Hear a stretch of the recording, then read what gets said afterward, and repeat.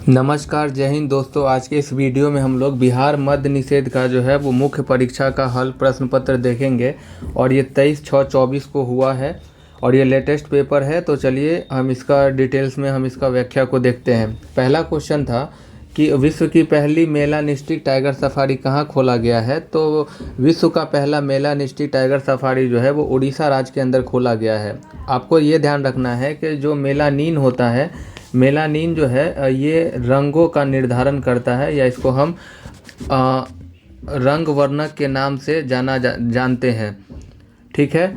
और उड़ीसा में कुछ और भी टाइगर रिजर्व हैं, जैसे कि सिमलीपाल, भीतरकनिका, गहीर माथा, नंदनकानन इत्यादि। बात करें उड़ीसा में ही तो एक विश्व प्रसिद्ध झील है चिल्का झील, जो कि एशिया की सबसे बड़ी खारे पानी की झील है। वाइट टाइगर सफारी जो है वो भारत के मध्य प्रदेश में शुरू किया गया है। दूसरा क्वेश्चन है, निम्नलिखित घटनाओं को कालानुक्रम करके व्यवस्थित कीजिए। देखिए, क्रिप्स मिशन जो है, ये क्रिप्स मिशन आपको 1942 में भारत आया था। भारत छोड़ो आंदोलन भी 1942 में ही हुआ था। अगस्त प्रस्ताव का जो समय है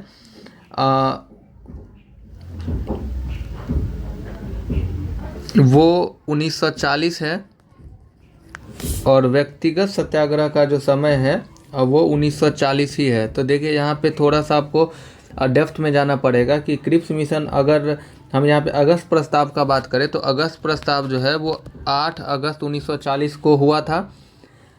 वहीं अगर हम बात करें व्यक्तिगत सत्याग्रह का, तो व्यक्तिगत सत्याग्रह महाराष्ट्र से आरंभ हुआ था और ये 17 अक्टूबर 1940 से स्टार्ट हुआ था। और पहले व्यक्तिगत सत्याग्रही जो थे वो विनोबा भावे थे और दूसरे सत्याग्रही जवाहरलाल नेहरू थे। क्रिप्स मिशन की बात करें तो इसकी घोषणा जो है वो 22 मार्च 1942 को हुआ था और भारत छोड़ो आंदोलन का जो प्रस्ताव है ये 8 अगस्त 1942 को स्टार्ट हुआ था। तो देखिए, कालानुक्रम में सजाइएगा तो पहले आपका चौथा आ जाएगा, यानी 8 अगस्त 1940, फिर आएगा तीसरा 17 अक्टूबर 1940, फिर आएगा पहला 22 मार्च 1942 और फिर आएगा दूसरा 8 अगस्त 1942। तो इसका आंसर डी हो जाएगा। तीसरा क्वेश्चन है कि गुजरात में भारत का सबसे लंबे केबल स्टेट ब्रिज खोला गया है, जिसका नाम है, गुजरात में भारत का सबसे लंबा केबल स्टेट ब्रिज खोला गया है और इसका जो नाम है वो है सुदर्शन ब्रिज है। वहीं याद रखिएगा कि जम्मू में दुनिया का सबसे ऊंचा सिंगल आर्क रेलवे पुल जो है वो चिनाब नदी पर बनाया गया है और भारत का सबसे लंबा समुद्री पुल जो है वो अटल सेतु है, जो महाराष्ट्र के मुंबई और नवी मुंबई के बीच बना है। चौथा प्रश्न देखिए, चौथा प्रश्न है कि भारत ने मिशन दिव्यास्त्र के तहत बहुयुद्धक तकनीक वाले कौन से बैलिस्टिक मिसाइल का परीक्षण किया है। तो भारत मिशन दिव्यास्त्र के तहत जो है वो अग्नि 5 के मारक मिसाइल का परीक्षण किया है और इसका जो रेंज है वो 5000 किलोमीटर है, ये ध्यान रखिएगा। नेक्स्ट क्वेश्चन है कि भारतीय संविधान के अनुसार भारत एक धर्मनिरपेक्ष राज्य कैसे है। भारतीय संविधान के अनुसार भारत एक धर्मनिरपेक्ष राज्य इस तरीके से है क्योंकि भारत का कोई धर्म नहीं है, इसीलिए भारत का संविधान के अनुसार भारत एक धर्मनिरपेक्ष राज्य है। और 42वां संविधान संशोधन 1976 के द्वारा भारत को एक धर्मनिरपेक्ष राज्य घोषित किया गया था।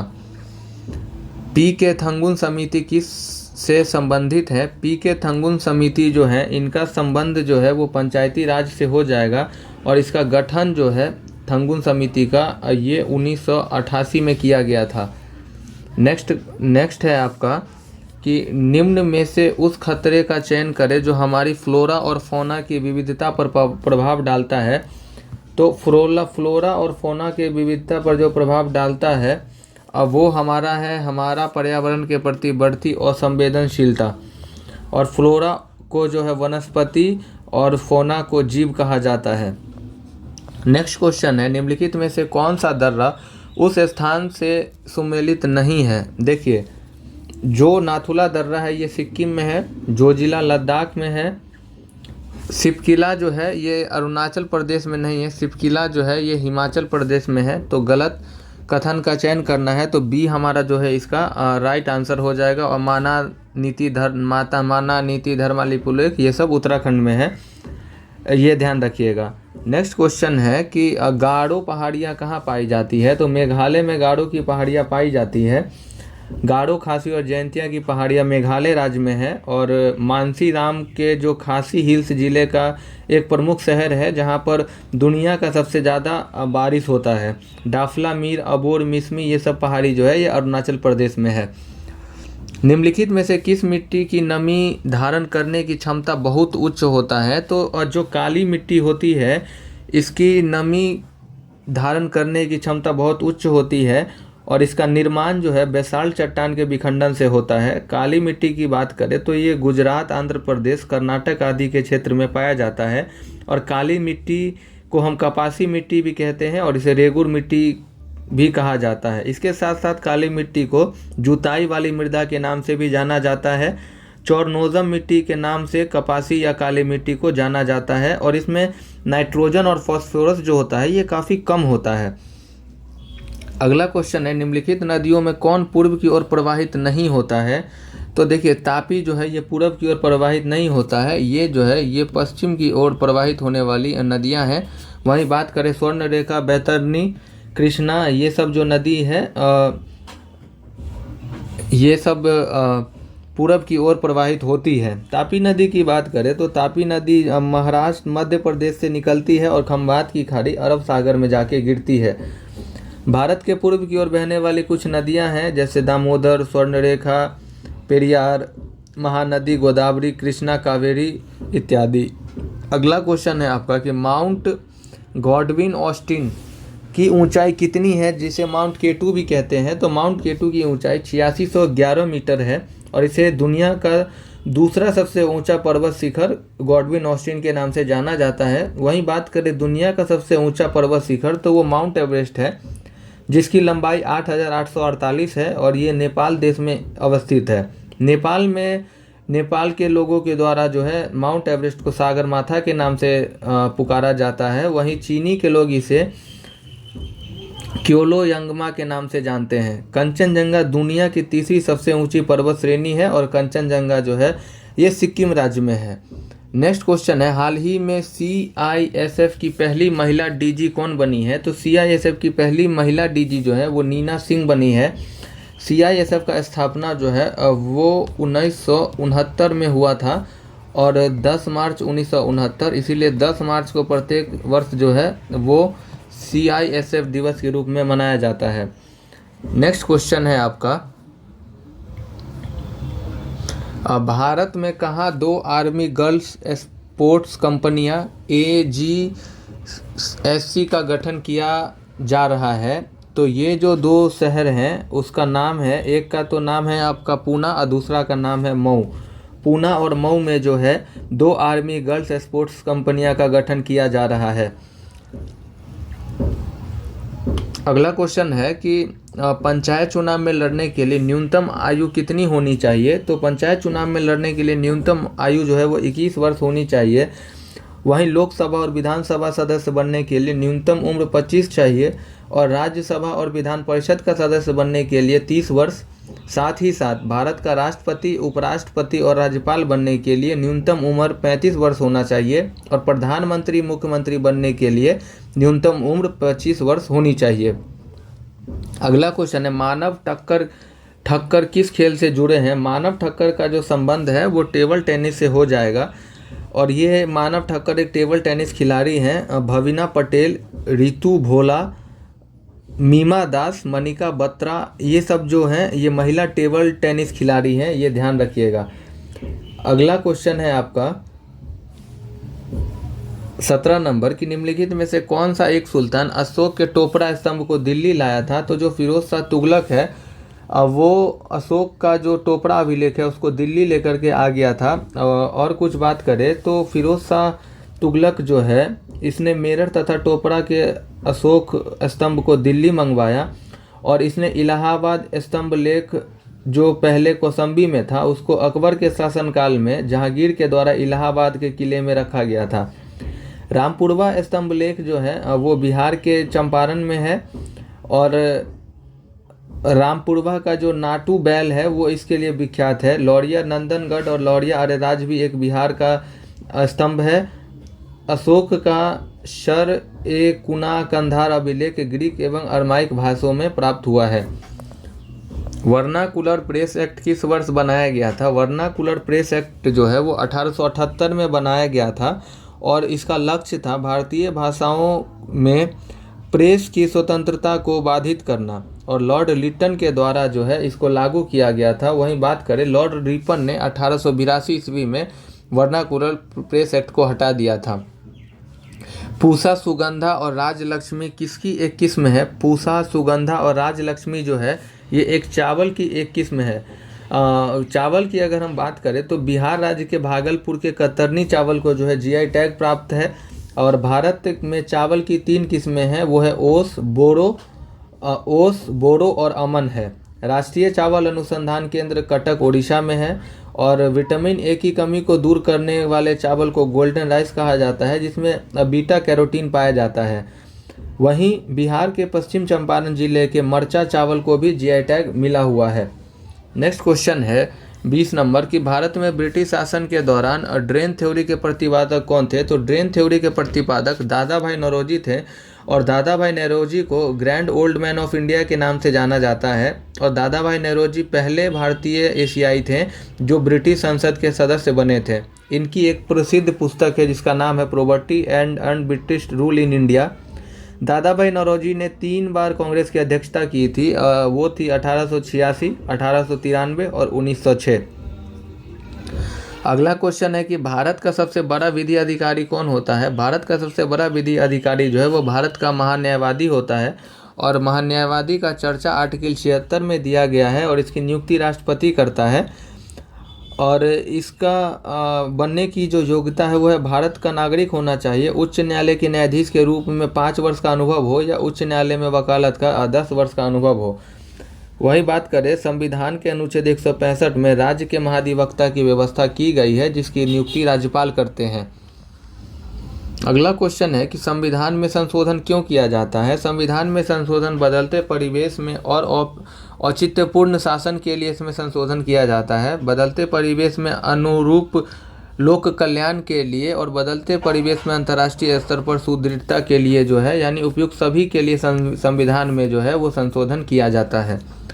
अगला क्वेश्चन है निम्नलिखित में से कौन सा भारतीय राजनीतिज्ञ लाल कृष्ण आडवाणी की आत्मकथा है? लाल कृष्ण आडवाणी की जो आत्मकथा है उसका नाम है my country my life. My country my life जो है वो लाल कृष्ण आडवाणी की जो है वो आत्मकथा है। वहीं हम बात करें one life is not enough, ये पूर्व विदेश मंत्री नटवर सिंह की आत्मकथा है। माई प्रेसिडेंशियल ईयर्स आर वेंकटरमन की आत्मकथा है। और चेंजिंग इंडिया जो है वो मनमोहन सिंह जी ने लिखा था। एक पुस्तक है विंग्स ऑफ फायर, ये एपीजे अब्दुल कलाम की आत्मकथा है।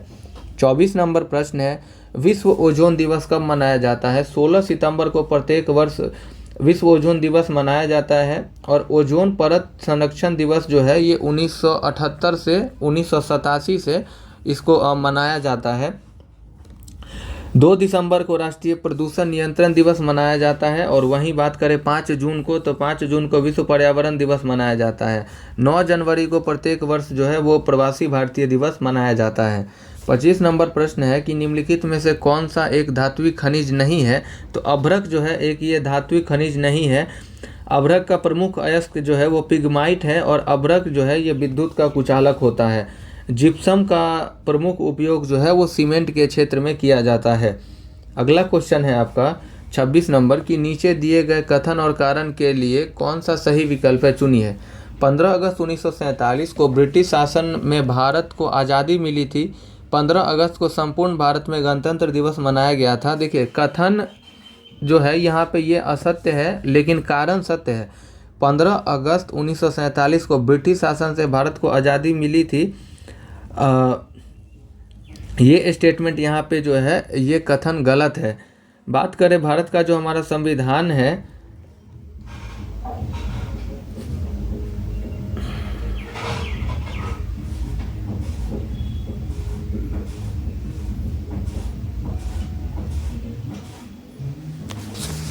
इसको थोड़ा करेक्ट करिएगा, ये दोनों स्टेटमेंट जो है कथन और कारण दोनों सत्य है, ये ध्यान रखिएगा।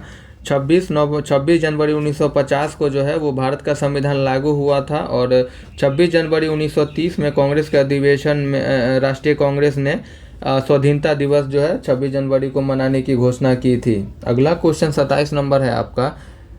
27 नंबर प्रश्न है,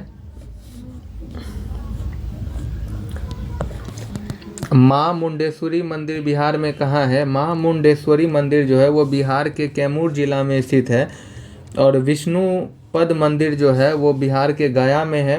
वहीं जो है बक्सर की अगर हम बात करें तो यहाँ पे बक्सर में जो है वो नवलखा मंदिर है और उमगा सूर्य मंदिर जो है वो औरंगाबाद जिला में है, ये ध्यान रखिएगा। अगला क्वेश्चन है, जलोढ़ मृदा के बारे में कौन सा कथन सही है? देखिए, जो जलोढ़ मृदा है वो देश के कुल क्षेत्रफल का लगभग 40%, ये स्टेटमेंट हमारा सही है। आमतौर पर पोटास में समृद्ध होता है लेकिन इसमें फास्फोरस की मात्रा कम होती है, ये भी स्टेटमेंट सही है। प्रत्येक वर्ष बाढ़ से जमा होने वाली नई जलोढ़ मिट्टी को बांगर नहीं, हम उसको खादर कहते हैं, तो ये स्टेटमेंट हमारा गलत हो जाएगा, तो इसका आंसर सी हो जाएगा। पुरानी जलोढ़ मृदा को बांगर कहते हैं, ये ध्यान रखिएगा। 29 नंबर प्रश्न है कि केरल की डैश ने 140 भाषाओं में गाना गाकर Guinness book of world record बनाया है, तो वो केरल की सुचिता सतीश हैं जिन्होंने 140 भाषाओं में गाना गाकर गिनीज बुक में अपना नाम दर्ज करवाया है। अगला क्वेश्चन है, एक बात और ध्यान रखिएगा, जो Guinness book of world record है इसकी शुरुआत जो है वो 1955 से किया गया है। अगला क्वेश्चन है 30 नंबर कि हड़प्पा सभ्यता के संदर्भ में निम्नलिखित कथनों पर विचार करिए और सही कथन हमको बताना है कि सड़कें एक दूसरे को समकोण पर काटती थी और शहर खंडों में विभाजित थी, तो पहला स्टेटमेंट जो है हमारा वो सही है। और हड़प्पा शहर नगर नियोजन, सफाई और जल निकासी प्रणाली से पूर्ण थे, ये सही है। और हड़प्पा सभ्यता ग्रामीण सभ्यता थी, ये गलत है। ग्रामीण नहीं, ये एक शहरी सभ्यता थी, तो हमारा आंसर 1 और 2 हो जाएगा।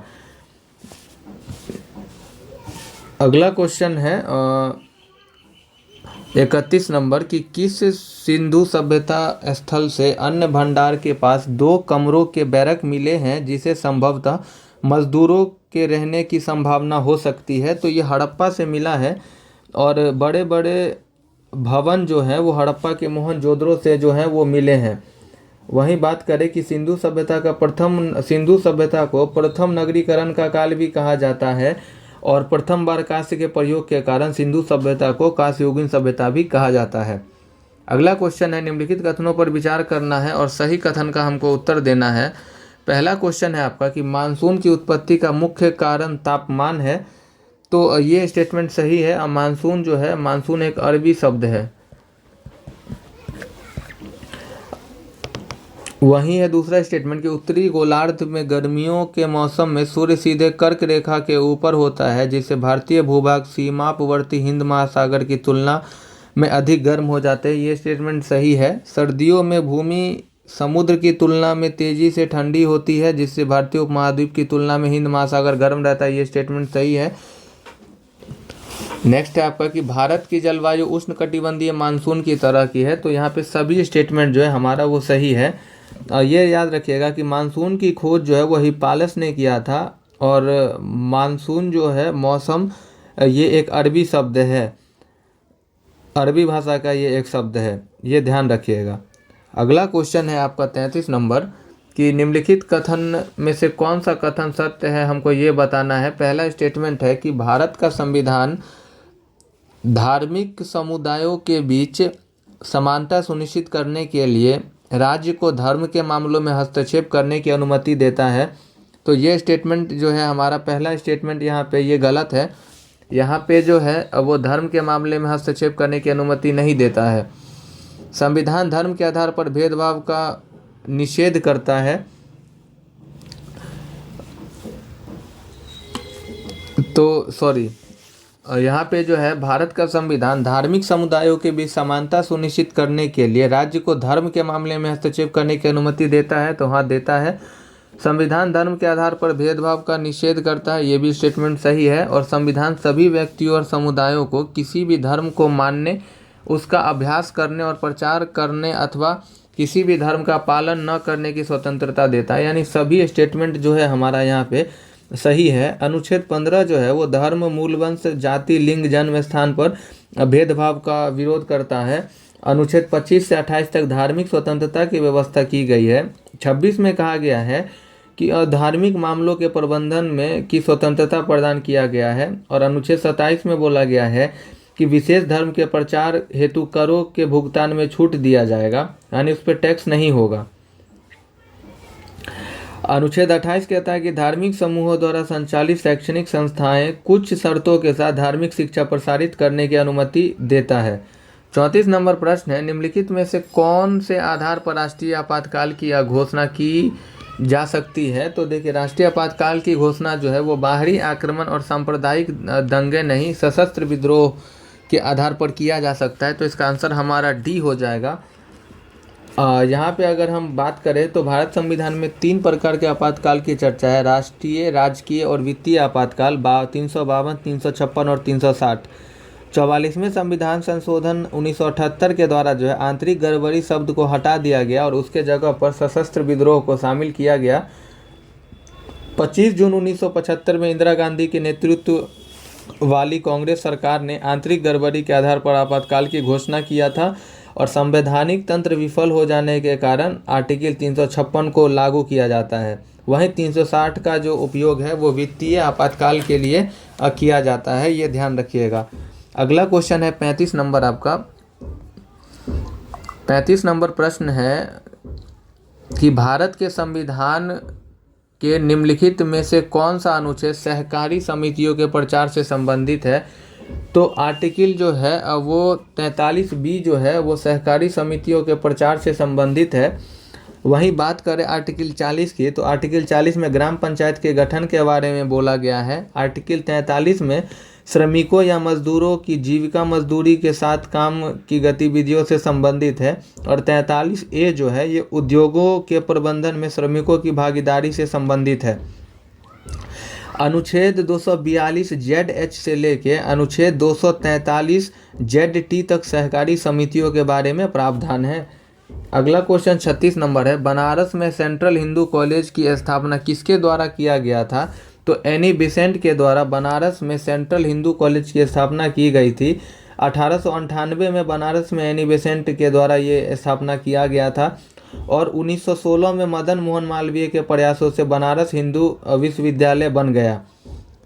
पहले ये हिंदू कॉलेज था, बाद में जो है 1916 के अंदर जो है वो मदन मोहन मालवीय के द्वारा इसको बनारस विश्वविद्यालय बनाया गया था। एनी बेसेंट की बात करें तो ये भारतीय राष्ट्रीय कांग्रेस की जो है पहली महिला अध्यक्ष है और इन्होंने 1917 के अधिवेशन में अध्यक्षता किया था।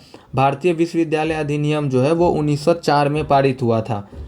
अगला क्वेश्चन है आपका कि 37 नंबर, निम्नलिखित में से किस नदी घाटी गहरी खड्ड भूमि के नाम से जाना जाता है? तो चंबल नदी को जो है वो गहरी खड्ड भूमि के नदी के नाम से जाना जाता है।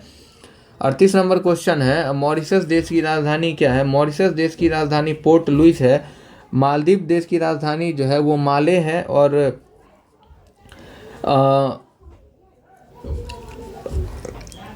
यहाँ है ऑप्शन एंटानानेरिवो। तो एंटानानेरिवो जो है ये मेडागास्कर की राजधानी है।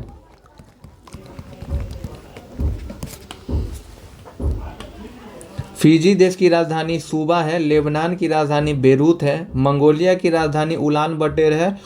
और गुयाना की राजधानी मलाबो है। मॉरिशस का मुद्रा जो है वो रुपया है। ये सब आप ध्यान रखिएगा। अगला क्वेश्चन है, भारत का सबसे पुराना परमाणु ऊर्जा स्टेशन कहाँ है?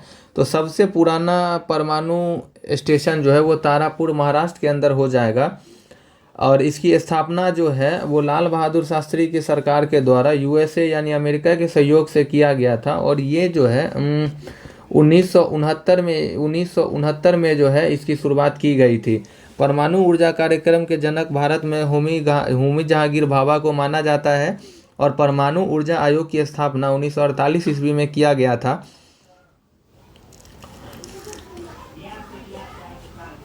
वहीं परमाणु ऊर्जा विभाग की स्थापना जो है वो 1954 में किया गया था। काकरापाड़ा जो है ये काकरापाड़ा गुजरात में है, तारापुर महाराष्ट्र में है, कलपक्कम तमिलनाडु में, नरोड़ा यूपी में, कैगा कर्नाटक में, रावतभाटा राजस्थान, कुडनकुल्लम जो है वो तमिलनाडु राज्य में स्थित है। 40 नंबर प्रश्न है, कौन सा देश सार्क संगठन का सदस्य देश नहीं रहा है? तो इसमें से जो है वो म्यांमार जो है वो सार्क संगठन का सदस्य देश नहीं है। सार्क का फुल फॉर्म है south Asian association for regional corporation और इसकी स्थापना जो है वो 8 दिसंबर 1985 में ढाका में हुआ था। इसमें 8 देश है, मालदीव, श्रीलंका, भारत, पाकिस्तान, अफगानिस्तान, नेपाल, भूटान, बांग्लादेश, ये ध्यान रखिएगा। वहीं बात करें बिम्स्टेक की, तो बिम्स्टेक की स्थापना जो है वो 1997 में किया गया है।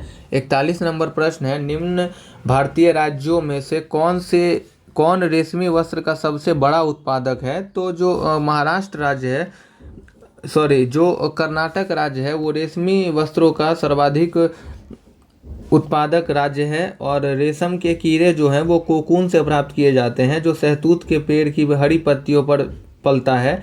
और रेशम उत्पादन को हम सेरीकल्चर या सेरीकल्चर के नाम से जानते हैं। कपास उत्पादन में भारत का जो है रैंक विश्व में दूसरा है, पहले स्थान पर चीन है।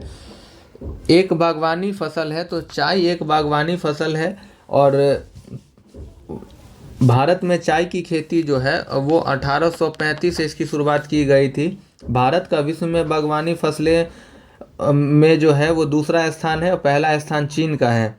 भारत में तिलहन की उपज बढ़ाने के लिए पीली क्रांति की शुरुआत जो है वो 1886 ईस्वी में शुरू की गई थी। 43 नंबर प्रश्न है कि भारत की जलवायु परिवर्तन पर प्रथम राष्ट्रीय क्रिया योजना प्रकाशित हुई थी। तो ये जो है 2008 ईस्वी में जो है प्रथम राष्ट्रीय क्रिया योजना को प्रकाशित किया गया था। 44 नंबर प्रश्न है कि वर्ष 1919 में कौन सा एक्ट लागू किया गया था?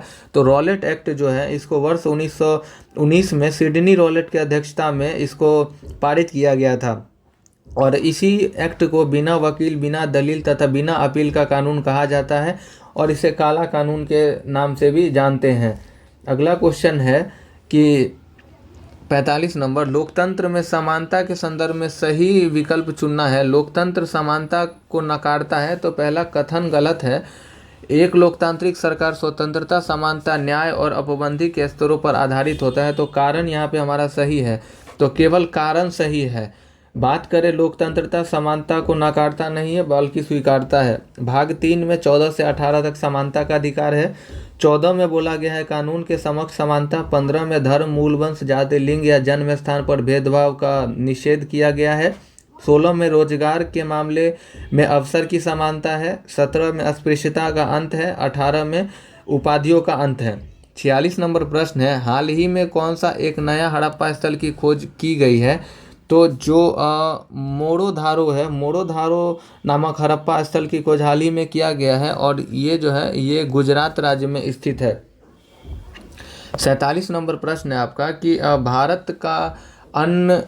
भारत में अन्न का सबसे पहला साक्ष्य कहाँ खोजा गया था? तो मेहरगढ़ में जो है वो भारत के अन्न का सबसे पहला साक्ष्य खोजा गया था। अब बुर्ज होम की अगर बात करें तो बुर्ज होम से जो है वो बुर्ज होम से गर्त आवास की और हड्डी के औजार प्राप्त होते हैं और यहीं पे कुत्ते के साथ जो है मनुष्य के साथ कुत्ते को दफनाने का साक्ष्य मिलता है।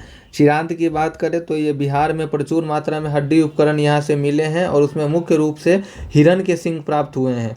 कोल्डिहवा जो यूपी में है वहाँ से चावल का भारत में प्राचीनतम साक्ष्य जो है वो प्राप्त हुआ है। नर्मदा नदी घाटी में हथनौरापुरा स्थल में सर्वप्रथम मानव खोपड़ी के साक्ष्य मिले हैं। 48 नंबर प्रश्न है, सत्ता में साझेदारी के संदर्भ में सही विकल्प को चुनना है।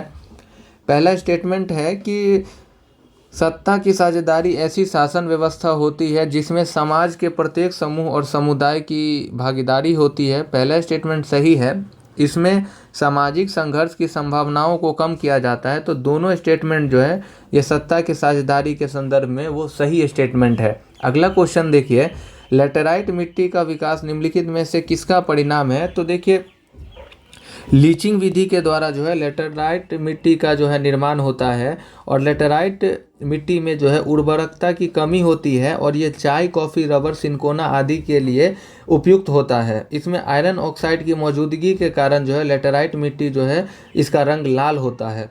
50 नंबर प्रश्न है हमारा, रिंग ऑफ फायर किसे कहते हैं? तो रिंग ऑफ फायर जो है वो प्रशांत महासागर के ज्वालामुखी और भूकंप है। और ऑस्ट्रेलिया महाद्वीप में एक भी ज्वालामुखी नहीं है, ये ध्यान रखिएगा। कुछ ज्वालामुखी है जैसे कि इटली का एटना तथा स्ट्रोम्बोली, मैक्सिको में स्थित कोलिमा ज्वालामुखी, ये सब सक्रिय ज्वालामुखी के उदाहरण हैं।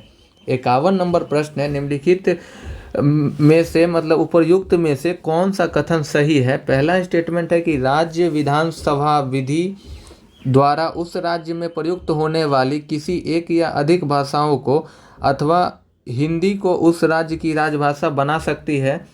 तो ये स्टेटमेंट हमारा सही है। राजभाषा अधिनियम में यह प्रावधान है कि संघ और गैर हिंदी राज्यों के बीच संचार के लिए अंग्रेजी का प्रयोग किया जाना चाहिए। तो दोनों स्टेटमेंट जो है हमारा सही है, इसका आंसर सी हो जाएगा। देखिए, भाग 17 का अनुच्छेद 343 जो है वो संघ की राजभाषा हिंदी और लिपि देवनागरी को इंगित करता है। अनुच्छेद 344 में बोला गया है कि राष्ट्रपति को राजभाषा से संबंधित कुछ विषयों में सलाह देने के लिए एक राजभाषा आयोग की नियुक्ति का प्रावधान है। प्रथम राजभाषा आयोग जो है वो 1955 में गठित किया गया और इसके अध्यक्ष जो है बाल गंगाधर खड़े या बीजी खड़े थे। प्रारंभ में 14 भाषाओं को संवैधानिक मान्यता दी गई थी। बात करें 21वां संविधान संशोधन 1967 से जो है वो पहला सिंधी को जोड़ा गया। 71वां संविधान में नेपाली, मणिपुरी, कोंकणी और 92वां संविधान में बोडो, डोगरी, मैथिली, संथाली को जोड़ा गया। और वर्तमान में जो है 8वीं अनुसूची में कुल 22 भाषाएं हैं।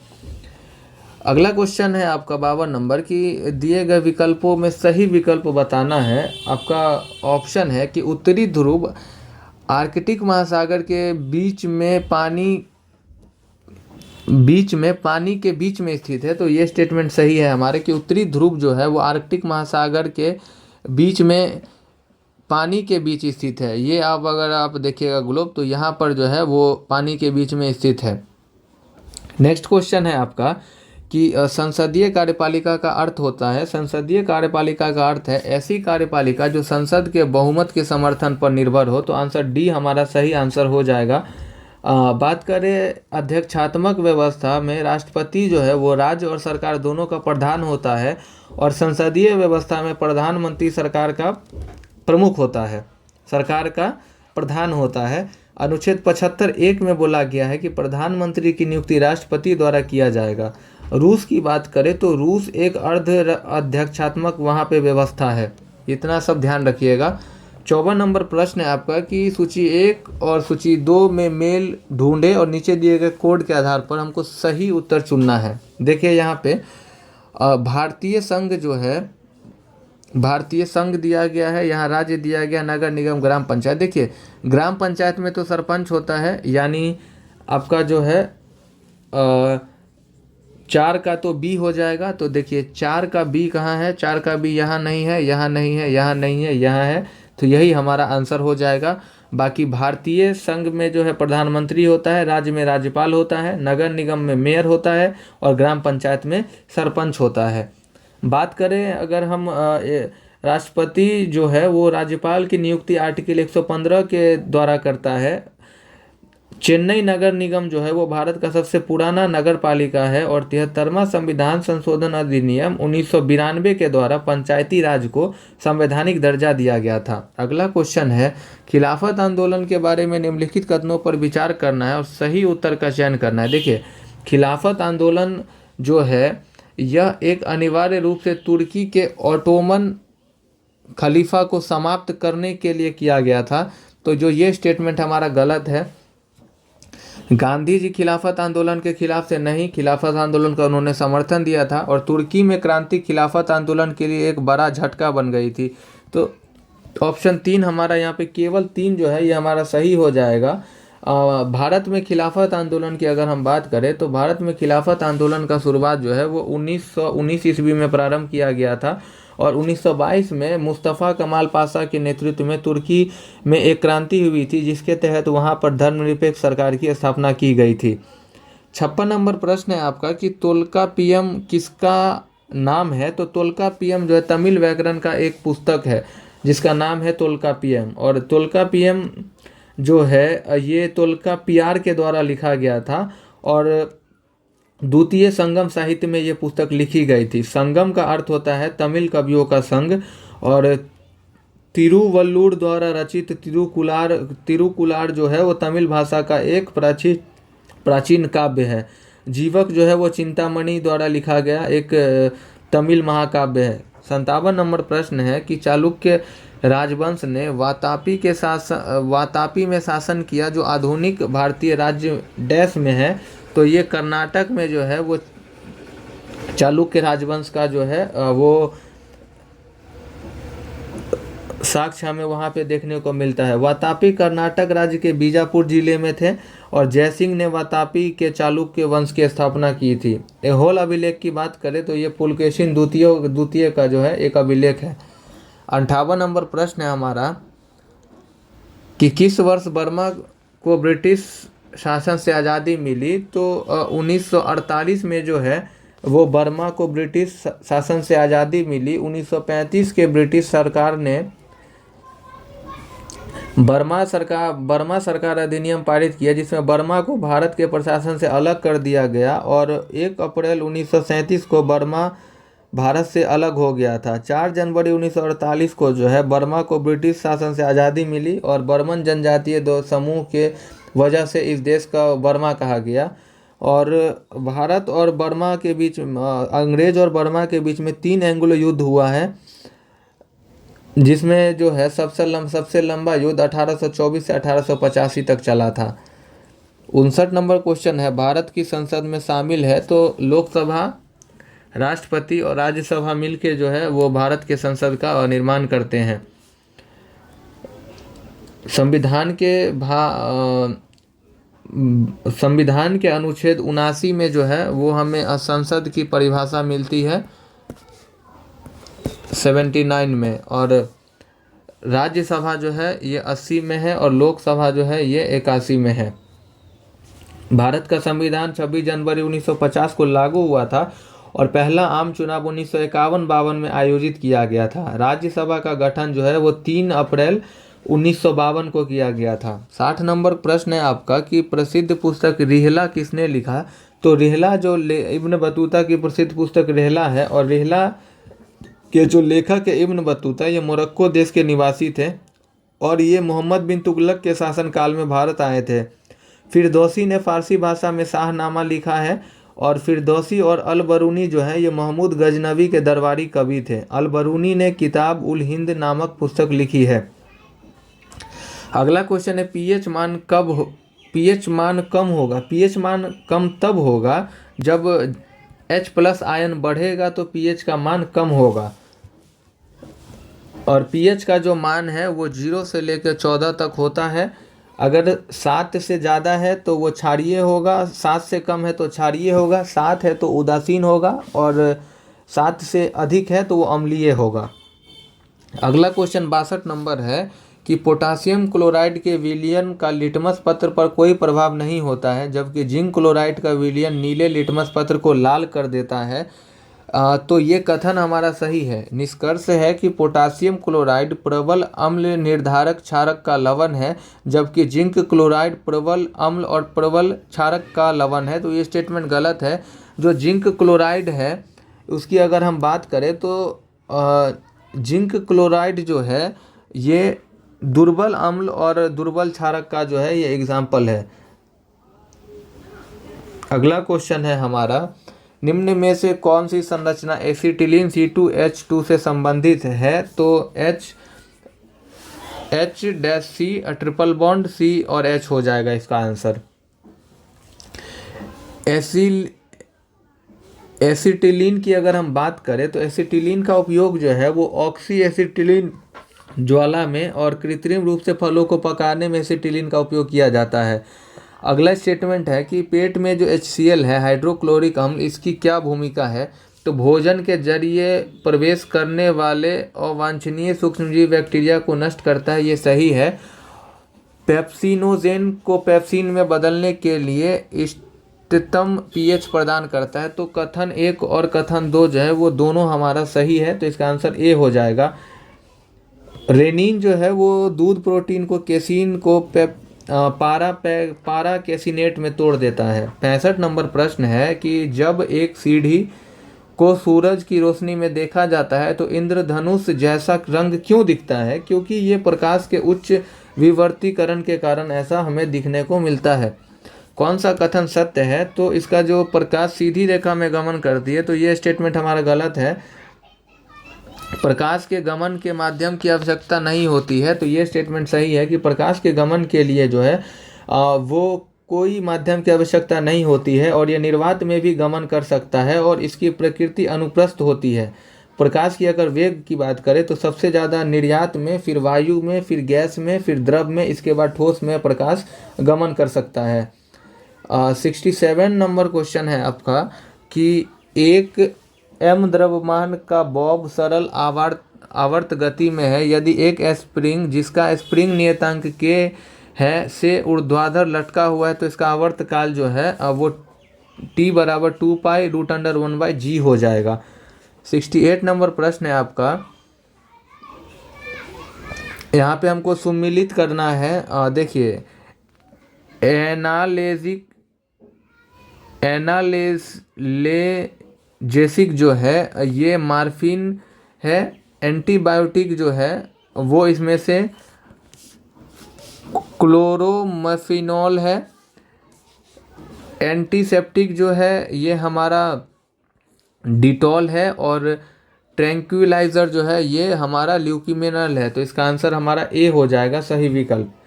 अगला क्वेश्चन देखिए 69 नंबर प्रश्न है, सुमिलित करना है। देखिए NaCl जो है, NaCl का जो क्या काम है, तो NaCl ये H2 और Cl2 का अपरदन करता है। बाकी अगला है NaHCO3। NaHCO3 को हम एंटासिड के नाम से जानते हैं, तो यहाँ पे हमारा विकल्प बी सही हो जाएगा। बाकी सी का जो है वो हमारा 3 हो जाएगा।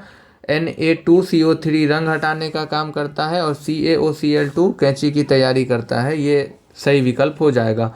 70 नंबर प्रश्न है कि खाद्य पदार्थों में विकृति गंधक को रोकने के लिए उपयोग किया जाने वाला एंटीऑक्साइड है। देखिए एंटीऑक्साइड जो है इसका उपयोग जो है वो ब्यूटाइलेटाइड हाइड्रोक्सिल एनिसोल के रूप में किया जाता है। 3Fe+4H2O = Fe3O4+4H2O के लिए जो है हमको समीकरण पर सही विकल्प चुनना है।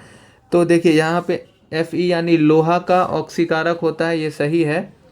दूसरा है H2O यानी हाइड्रो ऑक्साइड का आवकरण होगा, ये भी सही है। 3Fe का ऑक्सीकरण संख्या 4 है, ये स्टेटमेंट हमारा गलत है। और H2 की ऑक्सीकरण संख्या 0 है, ये स्टेटमेंट सही है। तो हमारा आंसर यहाँ पे 71 का सी हो जाएगा। क्वेश्चन नंबर अगर हम 72 की बात करें तो यहाँ पे गलत कथन हमको चुनना है। सीधी हाइड्रोकार्बन श्रृंखला वाले डिटर्जेंट बायोडिग्रेडेबल होते हैं, तो ये स्टेटमेंट हमारा सही है, लेकिन हमको गलत चुनना है। अगला स्टेटमेंट है कि sodium 41357 tetramethyl octyl benzene sulfonate biodegradable detergent है, तो ये स्टेटमेंट जो है हमारा ये गलत है। ये स्टेटमेंट हमारा गलत है और गलत ही चुनना था, तो आंसर बी हमारा सही हो जाएगा। और DDT जैव संवर्धन में महत्वपूर्ण भूमिका निभाता है, ये भी सही है। और DDT नॉन बायोडिग्रेडेबल है, ये भी स्टेटमेंट हमारा सही है। 73 नंबर प्रश्न है कि नाभिक में अधिक बंधन ऊर्जा प्रति न्यूक्लॉन होने पर नाभिक पर क्या प्रभाव पड़ता है? तो नाभिक जो है यह एक अस्थायी होता है। प्रोटॉन और न्यूट्रॉन को सम्मिलित रूप से न्यूक्लियन कहते हैं, ये ध्यान रखिएगा। 74 नंबर प्रश्न है हमारा कि निम्न में से कौन सा मस्तिष्क के संबंध में सत्य कथन है? पहला स्टेटमेंट है कि मस्तिष्क का मुख्य सोचने वाला भाग पश्च मस्तिष्क है, तो ये स्टेटमेंट गलत है, अग्र मस्तिष्क होता है। तो एक नहीं होगा, तो हमारा ये और ये ऑप्शन तो नहीं होगा। दूसरा है सूंघने, सुनने, याददाश्त, दृष्टि आदि के केंद्र में अग्र मस्तिष्क स्थित होता है, तो ऑप्शन 2 सही होगा और 2 यहाँ पे नहीं है, यहाँ है। तो 2 और 3 जो है हमारा सही स्टेटमेंट हो जाएगा कि लार, उल्टी, रक्तचाप जैसी अनैच्छिक क्रियाएं पश्च मस्तिष्क में स्थित मेडुला द्वारा नियंत्रित होती है। और सेरिब्रम शरीर के मुद्रा का संतुलन, देखिए ये संतुलन को नियंत्रित नहीं करता है, तो चौथा स्टेटमेंट हमारा गलत है। और ये मोटर गतिविधियों का नियंत्रण करता है, तो हमारा आंसर इसका जो है वो सी हो जाएगा। अग्र मस्तिष्क का जो है वो 3 भाग होता है, सेरिब्रम, हाइपोथैलेमस और थैलेमस। 75 नंबर प्रश्न देखिए, आपका 75 नंबर प्रश्न यहाँ पे दिया गया है कि निम्नलिखित में से कौन सी प्रक्रिया पृथ्वी के वायुमंडल में पाई जाने वाली अधिकांश ऑक्सीजन प्रदान करती है। तो ये है प्रकाश संश्लेषण से पृथ्वी के अधिकांश ऑक्सीजन प्रदान की जाती है, और प्रकाश संश्लेषण को कार्बन आत्मसात भी कहा जाता है। 76 नंबर प्रश्न है, श्वसन तंत्र के दिए गए चरणों को मानव शरीर में होने वाले क्रम में व्यवस्थित करना है। देखिए सबसे पहले जो है हम सांस लेने का फुफ्फुसीय वेंटिलेशन, तो पहला हो जाएगा। फिर है यहाँ पे एल्बियोलर झिल्ली में प्रसार, ये भी सही है। रक्त द्वारा गैसों का परिवहन फिर तीसरा होगा। कोशिकाओं द्वारा O2 का श्वसन तंत्र में उपयोग, और कोशिकाओं झिल्ली के पार O2 और CO2 रक्त और उत्तकों के बीच विसरण, तो देखिए पहले होगा पहला, फिर होगा दूसरा, फिर होगा तीसरा, फिर होगा पांचवा, इसके बाद चौथा, यानी हमारा आंसर बी हो जाएगा। 77 नंबर प्रश्न है कि AB समूह दाता का रक्त निम्नलिखित में से किस रक्त समूह वाले व्यक्ति को चढ़ाया जाता है। तो AB समूह वाले दाता का जो रक्त है वो AB वाले को ही चढ़ाया जा सकता है, और AB जो है वो सार्वभौमिक प्राप्त करता है, ये ध्यान रखिएगा। AB ब्लड ग्रुप में एंटीजन तो होते हैं लेकिन कोई एंटीबॉडी नहीं होता है। शारीरिक अनुवांशिक का जनक या जैव रासायनिक अनुवांशिकी के जनक के रूप में ग्रेगर जॉन मेंडल को यहाँ पे क्या है कि शारीरिक अनुवांशिक के जनक या जैव रासायनिक अनुवांशिक के जनक के रूप में किसे जाना जाता है। देखिए अनुवांशिकी के जनक तो ग्रेगर जॉन मेंडल हैं, लेकिन शारीरिक अनुवांशिकी के जनक के रूप में जो है वो आर्चिबल्ड गैरोड को माना जाता है। और अर्नेस्ट रदरफोर्ड ने जो है परमाणु भौतिक के जनक के रूप में इन्हें माना जाता है, और लुई पास्चर को माइक्रोबायोलॉजी के जनक के रूप में माना जाता है। अगला क्वेश्चन है, यहाँ पे चेंज करना है सिंबल को, और ये एक रीजनिंग का प्रश्न है। देखिए यहाँ पे मैं यहाँ पे इसी पे कर देता हूँ। देखिए प्लस को माइनस, प्लस यदि जोड़ को घटाव को आपस में बदल दिया जाए, तो देखिए यहाँ पे जोड़ है तो यहाँ हमारा घटाव हो जाएगा और यहाँ हमारा जोड़ हो जाएगा। गुना और भाग को आपस में बदल दिया जाए, यानी यहाँ हो जाएगा भाग और यहाँ हो जाएगा गुना, तो यहाँ का सही समीकरण क्या होगा। देखिए इसका सही समीकरण जो है यह देखिए 19 तिया 57 हो जाएगा और 5 तिया 15 हो जाएगा। तो यहाँ हो गया 15 + 22 - 4, 22 में से 4 घटाएंगे तो कितना होगा हमारा 18, और 18 और 15 को अगर हम जोड़ेंगे तो हमारा क्या होगा 33। तो हमारा पहला ही ऑप्शन सही है, तो इसका आंसर ए हो जाएगा। यहाँ पे यदि a + b का मतलब a b की माँ है, तो यहाँ पे सीधा सीधा हम इसको सॉल्व कर लेते हैं। और रीजनिंग का ये प्रश्न है कि निम्नलिखित में से कौन सी अभिव्यक्ति संकेत देती है कि s p की भतीजी है। तो यहाँ पे देखिए अगर हम यहाँ पे तीसरा स्टेटमेंट उठाते हैं तो यहाँ पे बोला गया है कि S%R, S%R का मतलब है कि S जो है ये बेटी है किसकी, R की बेटी है। R भागा P का मतलब है R P का भाई है, तो R जो है ये भाई है किसका, ये P का भाई है, ठीक है, ये ब्रदर हो गया। P + T का मतलब है कि P T की माँ है। P जो है ये क्या है, P माँ है। P माँ किसकी है, ये T की माँ है। और T - M का मतलब है कि T M का बेटा है। T बेटा है किसका, M का, यानी यहाँ पे M हो जाएगा, ठीक है। और ये जो है ये वाइफ हो जाएंगे और ये जो है ये हस्बैंड हो जाएगा, ठीक है। और ऐसे देखिए तो SP की भतीजी यहीं से हो जाएगी कि S जो है वो P की भतीजी है। आंसर सी हमारा इसका जो है वो राइट आंसर हो जाएगा। अगला क्वेश्चन है 81 नंबर की, यदि एक संख्या का 36% दूसरी संख्या का 48% के बराबर है, तो आप इसको सॉल्व कर सकते हैं कि यहाँ पे है x का 36% बराबर y का 48%। यहाँ से आपको रेशियो निकल जाएगा, और जब आप इसको सॉल्व करिएगा तो यहाँ पे बोला गया संख्या का योग 15 है जो 105 है, तो 115 का वैल्यू 105 हो जाएगा, और छोटी संख्या जो है वो हमारा जो है वो 300 निकल के आ जाएगा। यदि B A के दक्षिण पश्चिम में है, C B के उत्तर में है, D C के उत्तर पूर्व में है, D A के उत्तर में है, E D के पूर्व में है, तो E की दिशा A के संदर्भ में क्या होगी? तो इसको आप सॉल्व कर लीजिएगा। इसका आंसर जो है वो B हो जाएगा, उत्तर पूर्व।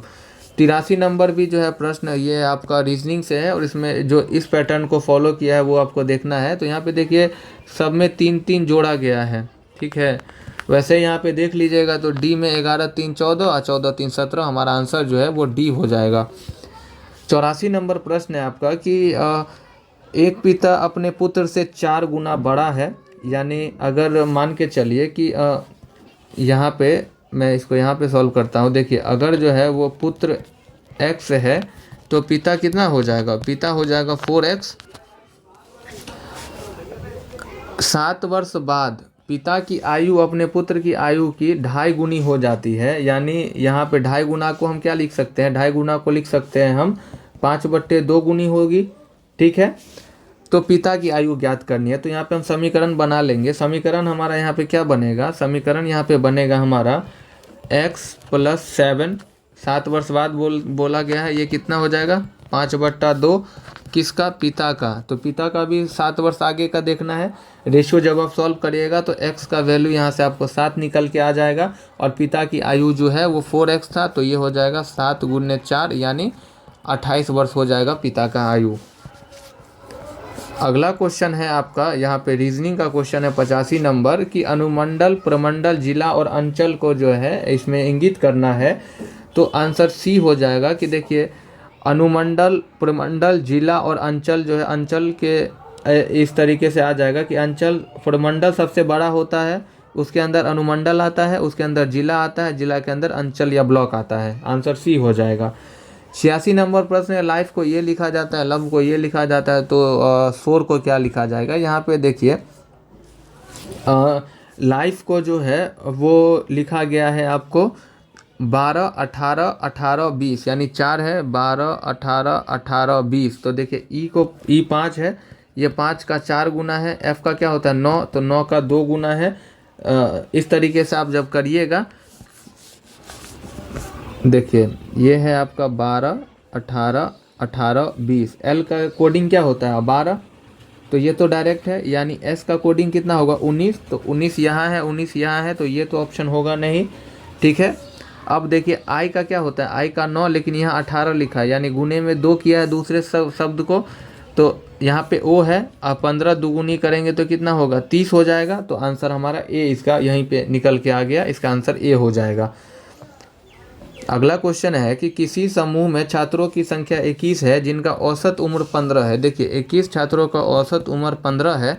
समूह में शिक्षक के आने से समूह का औसत उम्र 1 वर्ष बढ़ जाता है, यानी 22 × 16 हो जाएगा, क्योंकि एक शिक्षक आ गया है तो शिक्षक का उम्र बताना है। तो देखिए यहाँ पे जो है 21 बच्चों का जो 15 वर्ष का औसत उम्र है, तो इसका औसत उम्र जो है अगर हम सीधा सीधा देखें, एक शिक्षक के आने से जो है वो उम्र पे क्या फ़र्क पड़ेगा?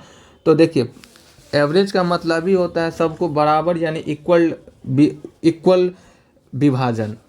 तो यहाँ पे सबों की औसत उम्र 15 तो थी ही, ठीक है। बाद में कौन आता है? बाद में सबका औसत उम्र 22 है, और एक टीचर आ जाता है जिससे एक बढ़ जाता है औसत, तो ओवरऑल कितना बढ़ेगा? 15 और प्लस में 22, यानी हमारा आंसर क्या हो जाएगा? 37 हमारा आंसर हो जाएगा। और यहाँ पे देखिए 9 को 80 लिखा है, यानी 9 का जो है वो स्क्वायर करके -1 कर दिया है, तो 10 का स्क्वायर करेंगे 100 होगा, माइनस 1 करेंगे तो हमारा क्या हो जाएगा, सॉरी 100 का स्क्वायर करेंगे तो हमारा हो जाएगा 10,000 और माइनस 1 करेंगे तो हमारा आंसर आ जाएगा और 4 टाइम्स 9 आ जाएगा हमारा आंसर। तो इसका आंसर डी हो जाएगा। अगला क्वेश्चन मैथ का है कि चक्रवृद्धि ब्याज पर एक धनराशि 10 वर्ष में 8 गुनी हो जाती है, यानी 1 से 8 होने में कितना समय लिया, 10 वर्ष का। कितने वर्षों में समान दर से 64 गुनी हो जाएगी। तो देखिए फिर ये अगला 64 होने में जो है वो 10 वर्ष लगेगा, यानी टोटल जो है 20 वर्ष में जो है वो 64 गुना हो जाएगा। 9:30 पर घड़ी की दोनों सुइयों के बीच का कोण कितना होगा। तो दोनों सुई, इसका सूत्र होता है, इसका फॉर्मूला जो है वो होता है 30, देखिए यहाँ पे मैं लिखता हूँ 30H minus 11/2M equal to, इसको जब हम सॉल्व करेंगे तो क्या हो जाएगा 30 गुने 9 माइनस में 11/2 और गुने में मिनट कितना है, मिनट है 30, और जब आप इसको काटिएगा तो 105 डिग्री आपका आंसर आ जाएगा। अगला क्वेश्चन है हमारा यहाँ पे, और देखिए टेलीविज़न से टेलीकास्ट होता है तो रेडियो से क्या होगा, तो रेडियो से ब्रॉडकास्ट होगा, आंसर ए हो जाएगा। 92 का जो आंसर है पी सी से जो है सी बड़ा है पी से, ये बड़ा बराबर है, इस तरीके से इसका जो निष्कर्ष है वो हो जाएगा आपका। ना तो एक ना तो दो निर्देश सही है, दोनों निर्देश जो है वो गलत है। 93 नंबर प्रश्न है आपका एडवांस मैथ का, इसका जो आंसर है 93 का आंसर हो जाएगा आपका डी। और श्रेणी में अगली संख्या बताना, देखिए यहाँ 1 जोड़ा, यहाँ 5 जोड़ा, यहाँ पे देखेंगे तो यहाँ पे हमारा की पैटर्न देखिए, तो यहाँ क्या करेंगे 2 गुना 1 प्लस में 1, फिर यहाँ क्या किया है 3 गुना 2 प्लस में 2, ऐसे ही किया है 8 गुना 3 प्लस में 3, ऐसे ही करेंगे 112 गुना 5 और प्लस में 5, यानी 112 गुने 5 करेंगे उसमें प्लस 5 करेंगे तो 112 गुने 5 हो गया 560, और उसमें 5 जोड़ेंगे तो 565 आपका आंसर बी हो जाएगा इसका आंसर। अगला क्वेश्चन है यहाँ पे, इसको पूरा करना है तो देखिए यहाँ पे पहले काउंट कर लेंगे 1 2 3 4 5 6 7 8 9 10 11 12 13 14 15 16 17 18 19 20 20 है। तो हम 20 में क्या करेंगे, 20 में हम 4 का पेयर लेंगे, 1 2 3 4 1 2 3 4 1 2 3 4 1 2 3 4 1 2 3 4। देखिए यहाँ हमने पेयर ले लिया। अब पेयर लेने के बाद हमको क्या करना है कि किसी भी ऑप्शन को आप बैठा के देख लीजिए, वो उसको फुलफिल करेगा। अगर हम यहाँ पे WV दिया हुआ है, यहाँ पे USR दिया हुआ है, अगर हम यहाँ पे X बैठाते हैं तो ये क्या हो जाएगा WX, एक छोड़ देखिए UV है, W है, X है, फिर Y छोड़ के Z है, ठीक है। तो यहाँ पर क्या हो जाएगा, यहाँ पर हो जाएगा हमारा QRS, फिर T छोड़ के U हो जाएगा, यहाँ पर हो जाएगा हमारा LMNO छोड़ के हमारा क्या हो जाएगा P हो जाएगा। यहाँ पे है हमारा क्या था, यहाँ पे हमारा G था तो GHI, J छोड़ के K हो जाएगा, तो यहाँ H भरा जाएगा, BCD है, E छोड़ के F है, तो आंसर हमारा D हो जाएगा। अगला मैथ का क्वेश्चन है कि अली, अवतार सिंह और अशोक मिलकर एक काम को 8 दिन में करते हैं। देखिए अली, अवतार और अशोक मिलकर एक काम को 8 दिन में करते हैं। अली अकेले 20 दिन में करता है, अली इसको जो है वो 20 दिन में करता है। अवतार इसे 24 दिन में करता है, अवतार इसको 24 दिन में करता है। अशोक अकेले उसी काम को कितने दिन में करेगा। तो यहाँ पर जो है हम इसका अगर हम LCM ले लेंगे 8 20 24 का, तो 8 20 24 का जो है LCM है वो 120 आ जाएगा। और इसको हम जब डिवाइड करेंगे तो यहाँ पर आ जाएगा तीनों का 15 यूनिट आ जाएगा, यहाँ पर जो है 20 छक्के 120 6 हो जाएगा, और यहाँ पे 5 हो जाएगा। यानी क्या है, अली को लगता है कितना 6 दिन, अवतार को लगता है 5 दिन, यानी 6 5 11 हो गया, बचा का कितना 4 दिन। तो 4 दिन जो है वो अशोक को लगता है, ठीक है, यानी अशोक का जो काम है वो 4 दिन का है, ठीक है। तो उसी काम को अशोक कितने दिन में करेगा, तो अगर हम 120 में 4 से भागा दे देंगे तो हमारा 30 दिन आ जाएगा जो लगेगा अशोक को, ठीक है। अगला क्वेश्चन है, एक जार में चाशनी और पानी का मिश्रण में 35% चाशनी है, इस मिश्रण के एक भाग को दूसरे मिश्रण से प्रतिस्थापित कर दिया जाता है जिसमें 20% चाशनी है। अब इस नए मिश्रण में चाशनी का प्रतिशत 24% हो जाता है। नया मिश्रण प्राप्त करने के लिए इन मिश्रण को किस अनुपात में मिलाया जाना चाहिए? तो देखिए हम इसको सीधे मिश्रण यहाँ पे देखिए, मिश्रण 1 है यहाँ पे और मिश्रण 2 है यहाँ पे। पहले में कितना है 35% और दूसरे में कितना है 20%, टोटल कितना है 24%। ठीक है, यहाँ पे हम डिफरेंस लेंगे तो ये हमारा हो जाएगा कितना 4 और यहाँ हो जाएगा 11, 4:11 हमारा आंसर बी हो जाएगा। नेक्स्ट क्वेश्चन देखिए, एक व्यक्ति ने 2000 प्रति पेटी के मूल्य से अंगूर की 10 पेटियां खरीदी है, यानी 10 पेटियां का दाम कितना हो गया 2000 गुने 10 यानी हो गया हमारा 20,000। प्रत्येक पेटी में 20 किलो अंगूर है, लेकिन प्रत्येक पेटी को रुपये 2500 प्रति पेटी की दर से बेचा जाता है, यानी एक पेटी पे वो 500 रुपये ज़्यादा कमा रहा है, लेकिन कुल मिलाकर 10 किलो अंगूर खराब हो गए। इसके अलावा उसे परिवहन शुल्क के रूप में 1000 का भुगतान किया। उसका लाभ या हानि ज्ञात करिए। देखिए यहाँ पर 10 केजी जो है उसका मूल्य 20,000 हो गया। वहीं अगर 10 केजी खराब अंगूर होने के बाद जो शेष बचा हुआ अंगूर है वो कितना हो जाएगा, वो 190 केजी होगा, क्योंकि 200 केजी में 10 केजी तो खराब हो गया। ठीक है, तो अब जो है इसको क्या हुआ है कि 1000 रुपया जो है वो ट्रांसपोर्ट पे भी खर्च किया है, यानी इसका टोटल जो लागत है वो कितना हो जाएगा, टोटल लागत इसका हो जाएगा, टोटल एक्सपेंस जो है ये इसका 21,000 रुपया हो गया। ठीक है, अब ये क्या करता है 21,000 रुपया तो इसका कुल लागत आ गया, लेकिन ये 2500 प्रति पेटी की दर से बिक्री करता है, यानी वो 2500 पेटी के दर से जो है वो 20 टोकरी बेचेगा, तो यानी उसको कितने का लाभ होगा 125 रुपया हर एक पेटी पे बचेगा। तो विक्रय मूल्य अगर हम सेलिंग प्राइस निकालेंगे तो कितना होगा 125 अगुने कितना केजी बेचेगा 190।